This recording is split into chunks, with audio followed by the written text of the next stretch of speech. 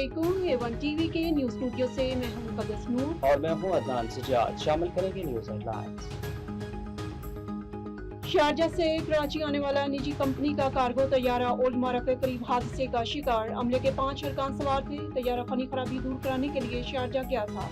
जहाज को पायलट रिजवान अदरीस और फैसल जदोई उड़ा रहे थे। सर्च ऑपरेशन जारी।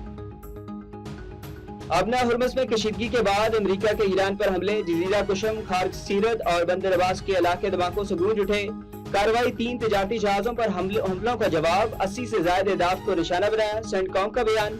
एग्जॉस के मुताबिक सदर ट्रंप ने दौरा तुर्की के दौरान ईरान पर हमले का हुक्म दिया।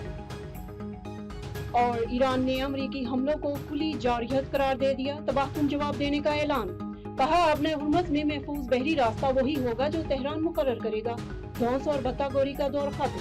दबाव के सामने नहीं झुकेंगे। स्पीकर ईरानी पार्लियामेंट बाकर कालिबाफ का 2 टोक पैगाम। A1 टीवी के न्यूज स्टूडियो से फिल वक्त इतना ही। मजीद खबरों और न्यूज अपडेट से बाखबर रहने के लिए देखते रहिए A1 टीवी। A1 टीवी, सब पे नजर, अंदर की खबर।